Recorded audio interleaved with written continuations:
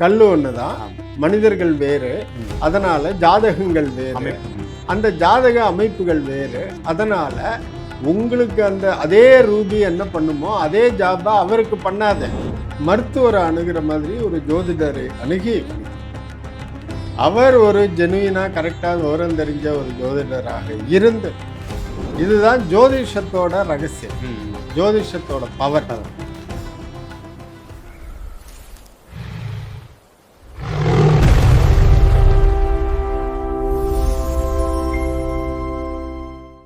G, கற்கள் மனதிற்கு மட்டுமா மருத்துவத்திற்கும் பயன்படுத்தலாமா?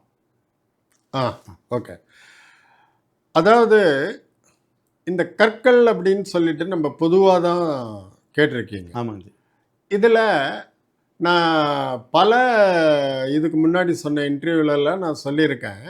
இந்த கற்கள் அப்படின்னு சொல்கிறது வந்து ஒரு பயங்கரமான இதெல்லாம் மாற்றத்தெல்லாம் கொடுக்காது. நம்ம மனசில் இருக்கக்கூடிய ஏற்றத்தாழ்வு, ஒரு கிரகத்தினாலையும் நம்மளுடைய மனநிலை மாறுகிறது. ஒரு நிறத்தினாலையும் நம்மளுடைய மனநிலை மாறுகிறது. போன தடவை நான் சொல்லியிருக்கீங்க, டார்க்கா இருந்தா என்ன ஆகும், ரெட்டா இருந்தா. ஸோ இந்த மனத்தோட வெளிப்பாடு தான் உணர்ச்சி, உணர்ச்சியோட வெளிப்பாடு தான் ஒரு மனிதனோட ப்ரொடக்டிவிட்டி. ஒரு மனிதனோட ப்ரொடக்டிவிட்டி தான் அவனோட வாழ்க்கையில முன்னேற்றமா இல்லை அழிவு பாதையாங்கிறது இல்லையா? ஒரு சரியான முடிவு தவறான நேரத்தில் எடுத்தாலும் வேஸ்ட். ஒரு தவறான முடிவை சரியான நேரத்தில் எடுத்தாலும் வேஸ்ட், ஆபத்து. ஓகே.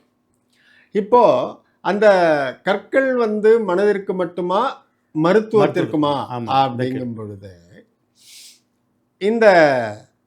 இங்க வந்து நான் ஒரு கிளாசிஃபிகேஷன் வைக்கிறேன். சரி, ஒரு பிரிவு 2 பிரிவு. என்னன்னா, இந்த நவரத்ன கற்கள் அப்படிங்கிறது வந்து நம்மளோட பார்வையில் ஜோதிஷத்தோட பயன்பாட்டில் ஜோதிஷத்தோட ரெக்கமெண்டேஷன்ல பார்த்தால் ஒரு மனிதனுக்கும் வித்தியாசமாக செயல்படக்கூடிய கற்கள் நவரத்ன.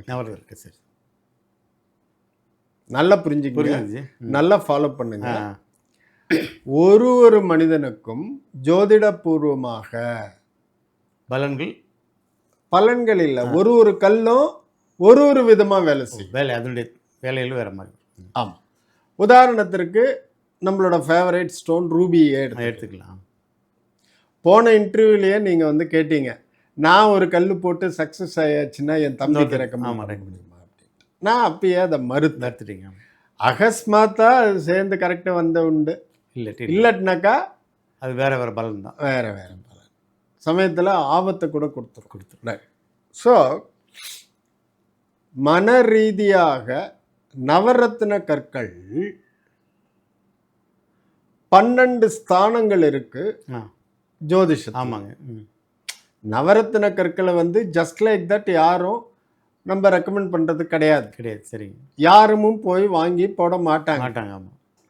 ஒரு ஜுவல்லரி கடையில் வந்து ஒரு ப்ளூ சஃபயர் நல்ல அட்ராக்டிவாக வச்சுருக்குன்னா, ப்ளூ சஃபயர் மோதிரம்லாம் நல்லா தான் இருக்குது, இருந்தாலும் போடலாமா கூடாதோ, சனீஸ்வரனோட கல், ஏதாவது உசுருக்கு ஏதாவது பிரச்சனை வந்துருச்சுன்னா என்னடா பண்ணுறதுன்னு பயப்படுவாங்க. அதனால பிரச்சனை இல்லை. அந்த மாதிரி பயப்படுறது நல்லது. சரியா? அவங்க போய் இதுல எல்லாம் கை வைக்க மாட்டாங்க. இப்போ அந்த நவரத்னக்கள் ஜோதிஷபூர்வமாக அந்த ரூபிங்கிற வந்து உங்களுக்கு ஏதோ ஒரு பர்பஸ்க்கு, ஏன்னா 12 அம்சங்கள் இருக்கு. ஆமாம்.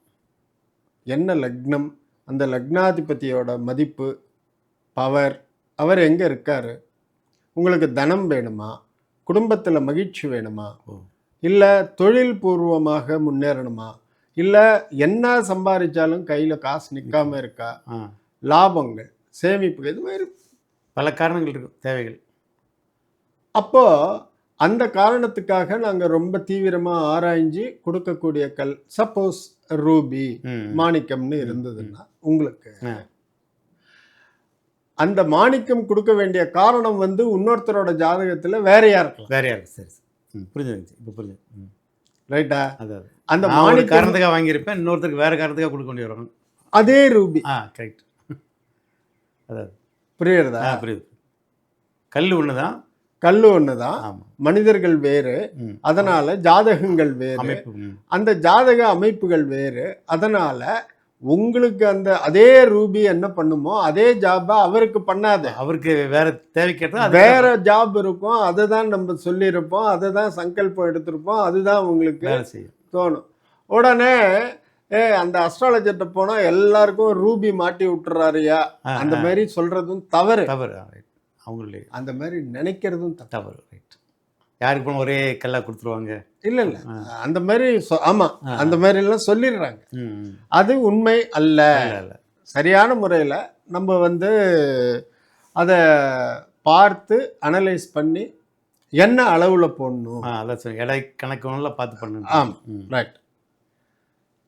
இது வந்து மனதிற்காக ஒரு மனிதனை சோம்பேறியா இருக்கிறவனை உசுப்பி விடுறதுக்கு, ஒரு ஓவர் ஆக்டிங்கா இருக்கிறவனை வந்து கொஞ்சம் கம்மி பண்றதுக்கு, அவன் எவ்வளவு அதிர்ஷ்டங்கள் அவனை நோக்கி வந்தாலும் அவனால முடிவெடுக்க முடியாம அதை கப்புன்னு பிடிக்காம இருக்கிறது,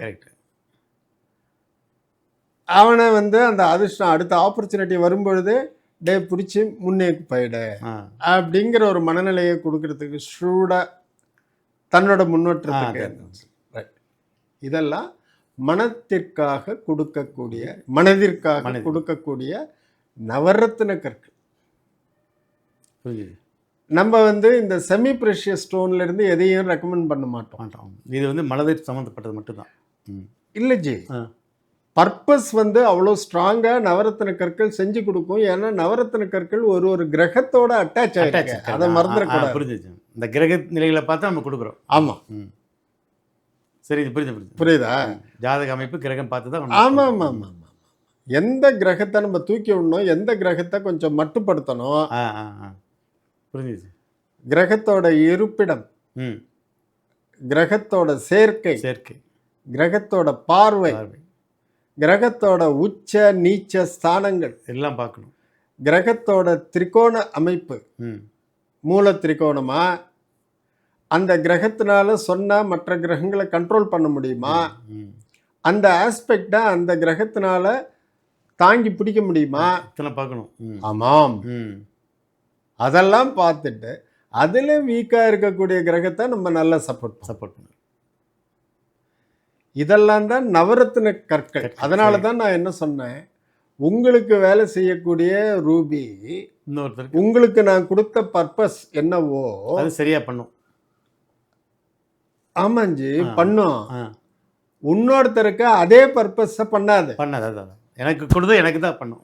ஆமாம், உங்களுக்கு கொடுத்தது உங்களுக்கு தான் பண்ணும். ஒன்று. ரெண்டாவது வந்து அந்த கல் உங்களோட பர்பஸே வேற, நீங்கள் அணிவருது. அவரும் அதே ரூபி தான் போட்டிருக்காருனா கூட அவருக்கு வேற பர்பஸ். அப்போ அந்த கல் கரெக்டா போயிட்டு அவருக்கு அந்த பர்பஸ் தான் பண்ணும். ஓ சரி, நம்ம எதுக்கு டியூன் ஆகுது அது மட்டும் தான் ஆகுங்கிறீங்க. ஆமா, இதுதான் ஜோதிஷத்தோட ரகசியம், ஜோதிஷத்தோட பவர். நான் ஒரு கல் போட்டுருக்கேன், அவரும் போட்டுருக்காருன்ட்டு நம்ம ரெண்டு பேருக்கு ஒரே ப்ராப்ளம் நினைக்கக்கூடாது. என்னோட தேவை வேறு, அவருடைய தேவை வேறு. எக்ஸாக்ட்லி ரைட்டா?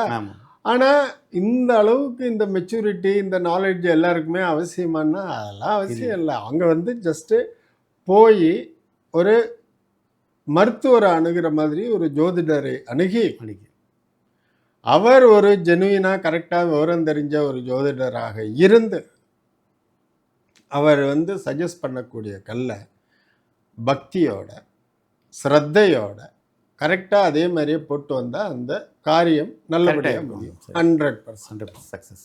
ஓகே, இது ஒரு பார்ட். நீங்கள் கேட்ட ரெண்டாவது கேள்வி மருத்துவம்.